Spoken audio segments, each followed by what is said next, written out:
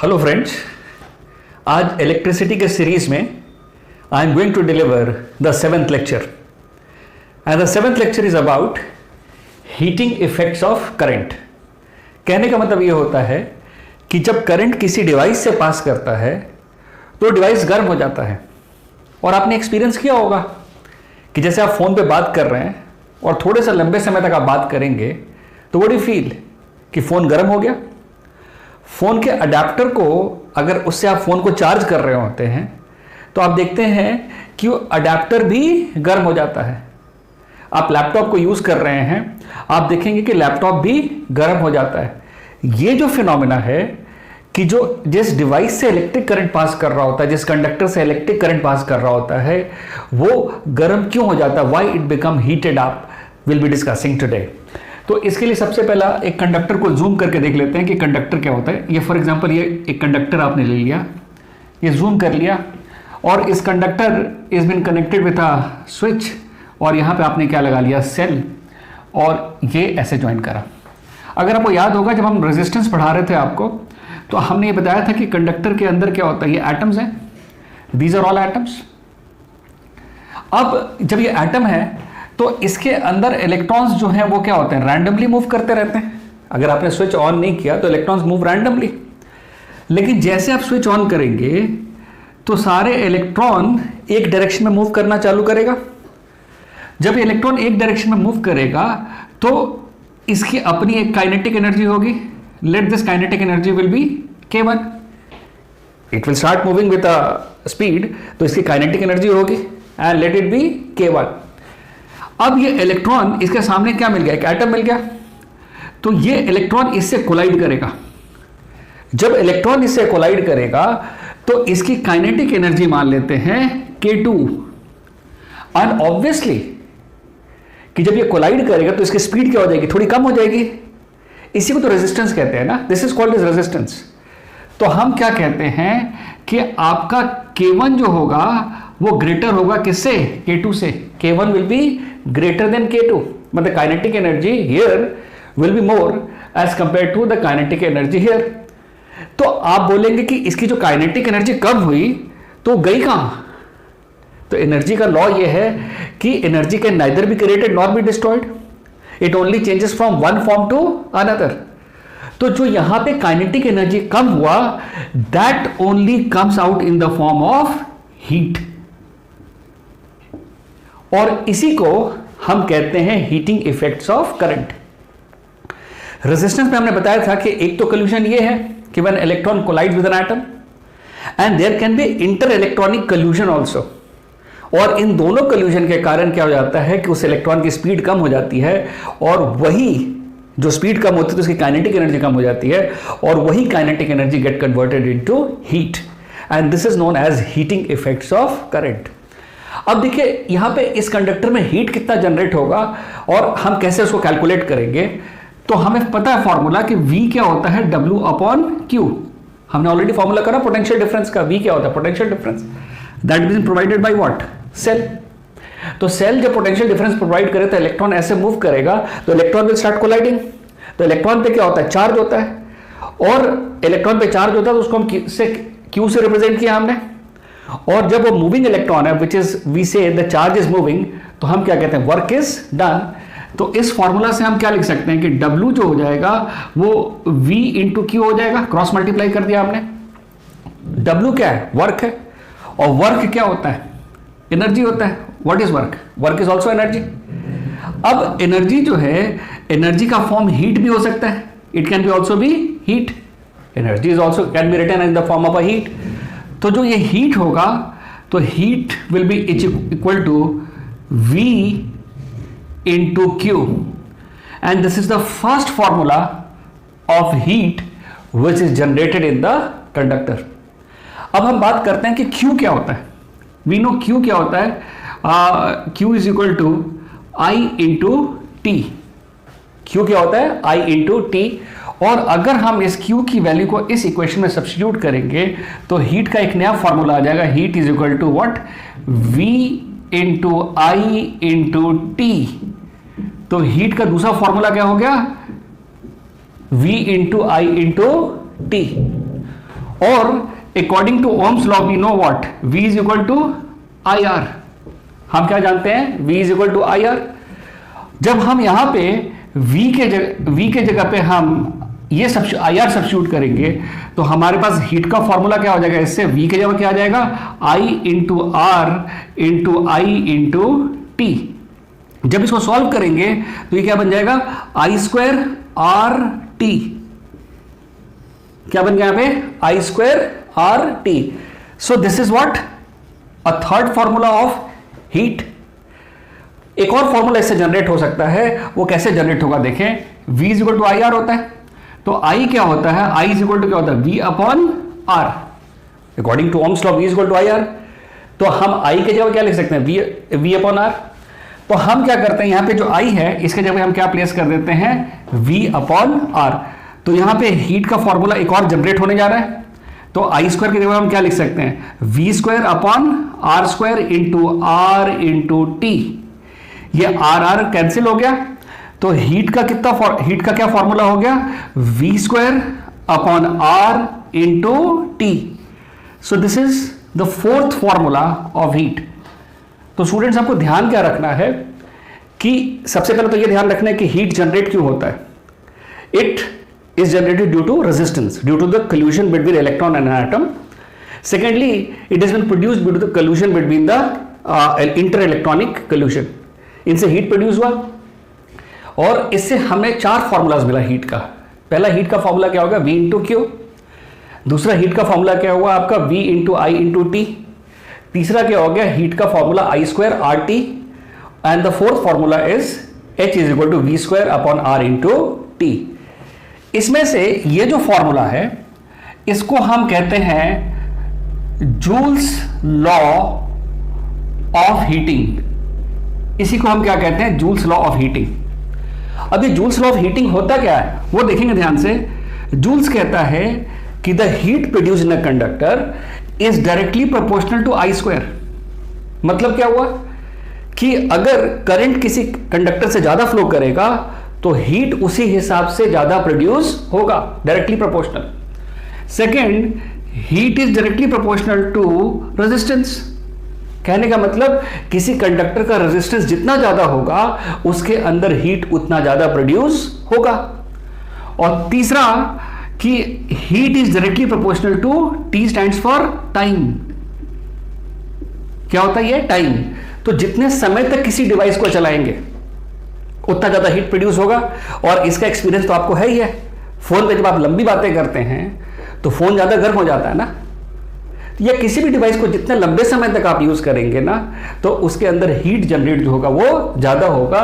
तो इसी को क्या कहते हैं, Joule's law of heating. So what Joule's law of heating states, once again I am repeating, सब कोई लिख भी ले बेटा, कि heat is directly proportional to I square. Heat generated in a conductor also is directly proportional to resistance. And third, heat generated in conductor is also directly proportional to time. अब आपको मैं ना थोड़ा सा एक्सप्लेन करता हूं, ये बड़ा इंटरेस्टिंग फैक्ट है कि जैसे हम टाइम बढ़ाते हैं तो हीट कैसे बढ़ता है, ये समझना चाहेंगे। ये देखिए क्या होता है कि जैसे मान लीजिए आप लंबे समय तक, ध्यान से देखेंगे, इसको थोड़ा हटा रहे हैं यहां से, आप देखेंगे ध्यान से, जब आप लंबे समय तक आप किसी कंडक्टर को यूज कर रहे हैं तो होगा क्या कि ये इससे तो टकराएगा, इलेक्ट्रॉन में कोलाइड विद एन एटम। जब इलेक्ट्रॉन इसमें कोलाइड करेगा तो इसके अंदर, इस एटम के अंदर क्या होगा, एनर्जी बढ़ती जाएगी, किसकी, हीट की।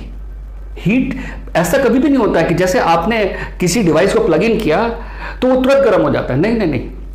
पहले क्या होता है कि जब ये इलेक्ट्रॉन कोलाइड करता है इससे और इलेक्ट्रॉन फिर मूव करके यहां से चला जाता है तो सबसे पहला क्या होता है कि जो लॉस इन काइनेटिक एनर्जी है that get converted into heat, और वो किस में एक्यूमुलेट हो जाता है, एटम के अंदर। जैसे फॉर एग्जांपल आपने एक ग्लास लिया, तो आप जब ग्लास में पानी डालेंगे तो पानी इससे ग्लास से बाहर कब जाएगा, जब ग्लास के अंदर पहले पूरा पानी भरेगा। जब एक बार पानी पूरा फिल हो गया तब इससे वाटर स्पिल ओवर होगा। उसी तरीके से जब इलेक्ट्रॉन इससे कोलाइड करेगा तो पहले क्या होगा, energy will be stored into an atom in a conductor, और उसके बाद फिर भी कल्यूजन होता ही जा रहा है तो it will start radiating heat. क्या रेडिएट करेगा, ये हीट रेडिएट करना चालू करेगा। लेकिन फिर भी आप अगर इसको कंट्रोल नहीं कर रहे हैं, इस हीट को कंट्रोल नहीं कर रहे हैं या डिवाइस को बंद नहीं कर रहे हैं, तो होगा क्या, थोड़े टाइम के अंदर ना ये एटम अपने जगह पे क्या करेगा, वाइब्रेट करना चालू करेगा। जब वाइब्रेट करेगा तो क्या होगा, जैसे मान लीजिए इलेक्ट्रॉन कोलाइड किया और इलेक्ट्रॉन यहां टकराने के बाद अपना रास्ता बदलना चाहा, ऐसे इधर से जाना चाहा, लेकिन जब इलेक्ट्रॉन इधर से जाना चालू किया तो एटम यहां पहुंच गया। जब एटम यहां पहुंच गया तो इलेक्ट्रॉन को फिर से ऑब्जेक्शन मिला।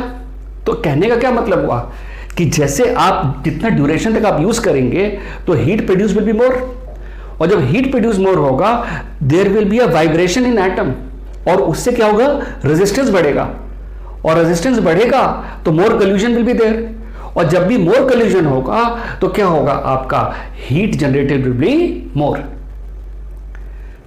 बहुत बार मेरे से स्टूडेंट्स पूछते हैं कि सर ये तो समझ आ गया कि चलो बहुत देर तक आपने चलाया तो इससे हीट जनरेट हो रहा है क्योंकि रेजिस्टेंस ज्यादा होता है।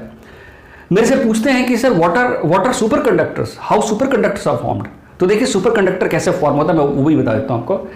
मान लीजिए this is a silver conductor, ठीक है, इसको क्या करते हैं, इसके चारों तरफ ना हम इसको फ्रीज कर देते हैं। अगर सिल्वर कंडक्टर के सराउंडिंग के टेम्परेचर को अगर हमने 0 डिग्री कर दिया तो उससे क्या होगा कि जब इलेक्ट्रॉन कोलाइड इससे करेगा तो इलेक्ट्रॉन कोलाइड करेगा तो the kinetic energy will be converted into heat energy. तो जो भी हीट एनर्जी यहां प्रोड्यूस होता है तो हमने क्या किया, बाहर का टेम्परेचर हमने क्या कर दिया, कम कर दिया। जैसे बाहर का टेम्परेचर कम करेंगे और यहां पे टेम्परेचर इंक्रीज हो रहा है तो अपने आप यहां का टेम्परेचर कहां आ जाएगा, सराउंडिंग में चला जाएगा। जब सराउंडिंग में टेम्परेचर चला जाएगा तो क्या होगा, ये गर्म नहीं होगा, सिस्टम गर्म नहीं होगा, और जब सिस्टम गर्म नहीं होगा तो क्या होगा कि रेजिस्टेंस कम से कम प्रोड्यूस होगा। इसलिए एरोनॉटिकल साइंस के अंदर जो एयर स्पेस में जब हम एयरक्राफ्ट वगैरह बनाते हैं या जब कभी हम रॉकेट्स को लॉन्च करते हैं, रॉकेट के अंदर हम सिल्वर की वायरिंग करते हैं, and that also silver is been freezed. अब फ्रीज करने का मतलब ये तो नहीं होता कि उसके इलेक्ट्रॉन्स फ्रीज हो जाएंगे, उसके सराउंडिंग का टेम्परेचर को क्या कर देते हैं, कम कर देते हैं, ताकि उसमें जो इलेक्ट्रॉन मूव करता है उसको जो रेजिस्टेंस मिलेगा वो कम से कम मिले। And that is why silver at that place where it is been freezed वो क्या बन जाता है, आपका सुपर कंडक्टर। सो फ्रेंड्स, हमें ये डिस्कस करना था हीटिंग इफेक्ट्स ऑफ करंट में। Now let us discuss the numericals of this chapter. Joules law of heating जो है उसका इक्वेशन क्या है, उसका इक्वेशन है कि heat is equal to I square RT। इसका क्या मतलब हुआ कि heat generated in any device, चाहे वो कंडक्टर हो चाहे डिवाइस हो, is directly proportional to current square of the current. It is directly proportional to resistance and it is directly proportional to time. तो टाइम वाली बात तो हमने पढ़ ली कि भाई टाइम जितने लंबे समय तक हम यूज करेंगे तो हीट ज्यादा जनरेट होगा, या किसी डिवाइस से जितना करंट पास करेगा उसके अंदर उतना ज्यादा हीट प्रोड्यूस होगा। अब हम समझेंगे कि रेजिस्टेंस के बढ़ने से हीट कैसे बढ़ता है, इसको समझने की कोशिश करेंगे, और ये एक बड़ा फैंटास्टिक कॉन्सेप्ट है जूल्स लॉ ऑफ हीटिंग का, जिसको हम एप्लीकेशन भी हम कहते हैं जूल्स लॉ को। और यहां पे जूल्स लॉ को हीट यूज किया जाता है कि किसी चीज से हम हीट कैसे जनरेट करें। उस हीट का हम इस्तेमाल करते हैं हीटर के अंदर, गीजर के अंदर हम हीट का इस्तेमाल करते हैं, प्रेस है उसके अंदर हम हीट का इस्तेमाल करते हैं। तो डेलिबरेटली हम रेजिस्टेंस बढ़ाते हैं ताकि हीट उसमें जनरेट हो और उस हीट को हम यूज कर सकें। अब आप ध्यान से देखें, हमने रेजिस्टेंस का एक फॉर्मूला पढ़ा था, R इज इक्वल टू रो। रो क्या होता है, रेजिस्टिविटी, L अपॉन A। तो देखिए रेजिस्टेंस अगर हमने बढ़ाना है तो हमें क्या बढ़ाना पड़ेगा, रेजिस्टिविटी बढ़ाएंगे। जब रेजिस्टिविटी बढ़ाएंगे तो आपका क्या हो जाएगा, रेजिस्टेंस बढ़ेगा। तो एनसीईआरटी में ना एक टेबल दिया हुआ है, अगर उसको ध्यान से देखेंगे कि देयर आर सर्टेन अलॉयज, उसकी रेजिस्टिविटी मेटल से भी ज्यादा है। तो अगर हम हीटिंग एलिमेंट्स अगर हम किसी उन अलॉय से बनाएंगे तो उसका रेजिस्टेंस ज्यादा होगा तो वो ज्यादा हीट प्रोड्यूस करेगा। तो इसका मतलब ये हो गया कि more the resistivity more will be the resistance. उसी तरीके से अगर किसी कंडक्टर का हम लेंथ बढ़ा देंगे तो ज्यादा हीट प्रोड्यूस करेगा। अब आपने देखा होगा कि हीटिंग एलिमेंट्स के अंदर हम डेलिबरेटली उसको कॉइल कर देते हैं। कॉइल क्यों करते हैं, ताकि ह्यूज लेंथ जो है वायर का वो कम एरिया में आ जाए, कम स्पेस में आ जाए। यहां तक एक और कोशिश करते हैं कि इसकी थिकनेस जो है वो कम से कम रखी जाए। थिकनेस कम रखेंगे मतलब एरिया ऑफ क्रॉस सेक्शन क्या हो जाएगा, कम हो जाएगा। और जब एरिया ऑफ क्रॉस सेक्शन कम हो जाएगा तो फिर से क्या हो जाएगा, रेजिस्टेंस ज्यादा हो जाएगा। तो ये सारे फैक्टर हम इसलिए कर रहे हैं ताकि रेजिस्टेंस बढ़े, और रेजिस्टेंस बढ़ेगा तो क्या होगा, वही inter electronic collision, electronic atom का कल्यूजन बढ़ेगा, और उससे क्या होगा, more amount of kinetic energy of moving electron will be converted into heat and that heat is been utilized. This is one of the application of Joule's law of heating. Joule's law of heating का एक और application होता है कि generally हम live wire में क्या करते हैं, लाइव वायर वो वायर होता है जिससे करंट पास कर रहा होता है, हम उसमें क्या करते हैं, फ्यूज लगा देते हैं सीरीज में। जब भी कभी करंट एक्सेस क्वांटिटी में पास करता है तो वो फ्यूज जो है वो बर्न कर जाता है, और आगे के जितने डिवाइसेस उस सर्किट से कनेक्टेड हैं वो सारा क्या हो जाता है, प्रोटेक्ट हो जाता है। तो fuse also plays a very important role, safety device माना जाता है इसको। और ये भी किस प्रिंसिपल पे काम करता है, इसी प्रिंसिपल पे, जूल्स लॉ ऑफ हीटिंग पे काम करता है।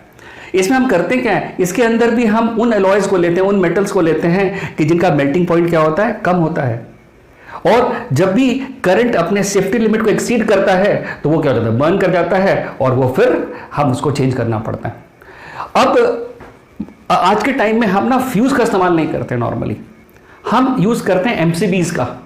आपने हर घर के आगे देखा होगा बोर्ड पे एमसीबीज लगी होती हैं। What is MCB? MCB is called miniature circuit breaker. Normally क्या होता है कि जब हम फ्यूज लगाते हैं तो फ्यूज, जब एक बार फ्यूज के वायर जल गया तो दोबारा उसके अंदर वायर प्लेस करो, दोबारा उसको लगाओ, it becomes a tedious job. और अगर उसके करने के दौरान अगर आपकी हाथ कहीं सट गई लाइव वायर में तो करंट भी लग सकता है। तो एक नया एप्लीकेशन है जिसको हम एमसीबी कहते हैं। और एमसीबी हम क्या करते हैं, कभी मान लो वोल्टेज ज़्यादा जाता है तो क्या हो जाता है, वो ट्रिप कर जाता है, और जैसे वो ट्रिप कर जाता है तो हम फिर क्या करते हैं, तो ऊपर कर देते हैं, तो फिर से करंट फ्लो करना चालू करता है। आज आपको एक इंटरेस्टिंग फैक्ट बता रहे हैं, ध्यान से याद रखिएगा। दुनिया में जितनी स्विचेस हैं ना, वो जब आप नीचे करते हैं ना तो ऑन होता है, नीचे करेंगे तो ऑन होगा, लेकिन एमसीबी को जब आप ऊपर करते हैं तब वो ऑन होता है। जब एमसीबी ऊपर करेंगे तब उसके थ्रू करंट फ्लो करेगा। अब आप ये बताएंगे कि ऐसा क्यों होता है, इसका आंसर ढूंढ के रखना। जो हमारी रेगुलर क्लासेस जो होती हैं उसके अंदर ये आंसर देंगे। मैं पहले आपसे पूछूंगा, फिर आप मेरे से आंसर पूछना है इसका, ठीक है। अब चलिए हम इसका न्यूमेरिकल करते हैं, हीटिंग इफेक्ट ऑफ करंट पे न्यूमेरिकल करते हैं। और ये न्यूमेरिकल जो है इसके अंदर वो है एग्जाम्पल 12.11, और ये पेज नंबर 217 पे है एनसीईआरटी के पेज पे, एनसीईआरटी बुक में। क्वेश्चन है कि 100 joule of heat is produced in each second, her second 100 joule heat produce हो रहा है। In how much resistance, 4 ohm resistance. हमें फाइंड क्या करना है, potential difference across the resistance. कहने का मतलब कि एक रेजिस्टेंस है, उसका वैल्यू कितना है, 4 ओम्स, और ये किसी सेल से कनेक्टेड है जिसका पोटेंशियल डिफरेंस V है, हमें नहीं पता। और ये हीट कितना रेडिएट कर रहा है, how much heat it is producing, ये हीट प्रोड्यूस कर रहा है 100 जूल्स। सो हीट रेडिएट कितना कर रहा है, 100 जूल्स पर सेकेंड। तो हमें फाइंड क्या करना, V फाइंड करना है। तो गिवन क्या है हमारा, यहाँ पे गिवन है R कितना हो गया आपका, 4 ओम्स हो गया, हीट कितना हो गया आपका 100 जूल्स। हमें फाइंड क्या करना है यहाँ पे, V। अब देखिए V को फाइंड करना है हमने, तो V तो ओम्स लॉ से फाइंड हो सकता है। अब हमने V फाइंड करने के लिए पहले हमें क्या फाइंड करना पड़ेगा, इसके लिए I फाइंड करना पड़ेगा। और अभी हमने तुरंत पढ़ा कि जूल्स लॉ ऑफ हीटिंग का जो इक्वेशन है वो है H is equal to I square R T, पढ़ा ना हमने। अब इससे हम क्या लिख सकते हैं, ये इधर नीचे आ जाएगा तो क्या हो जाएगा, H upon R T is equal to क्या हो जाएगा, आई स्क्वायर हो जाएगा। अब ये I जो होगा वो अंडर रूट क्या हो जाएगा, H अपॉन आर टी हो जाएगा। अब H की वैल्यू क्या है, यहाँ पर अंडर रूट लिया 100 है, और R की वैल्यू कितनी है हमारी, R की वैल्यू जो है वो 4 ओम्स है, और यहाँ पे ईच सेकंड दिया हुआ है, मतलब टाइम कितना हो गया, 1 सेकंड हो गया। तो अल्टीमेटली ये क्या होगा, this comes out to be root 25। तो रूट 25 कितना हो जाएगा, तो I की वैल्यू कितनी हो जाएगी, 5 एम्पियर। तो करंट कितना आ गया, 5 ampere. This is the first answer. अब इसको सब्स्टिट्यूट करेंगे ओम्स लॉ में, और ओम्स लॉ क्या कहता है, V is equal to I R. अब यहां पे V दिया हुआ है, V निकालना है हमने, तो I की वैल्यू हमारी ऑलरेडी आ रखी है 5 एम्पियर, और रेजिस्टेंस कितना है आपका 4 है, तो 5 4 जा कितना हो जाता है 20, तो V की वैल्यू कितनी हो जाएगी 20 वोल्ट। तो कहने का मतलब ये हो गया कि अगर 20 वोल्ट का अगर यहां पे सेल लगाएंगे, 20 वोल्ट की बैटरी लगाएंगे, तो वो इस 4 ओम रेजिस्टेंस से जब उसमें करंट पास करेगा तो it will produce 100 joules of heat each second. इस क्वेश्चन को कॉपी कर लीजिए। So thank you everybody, thank you very much.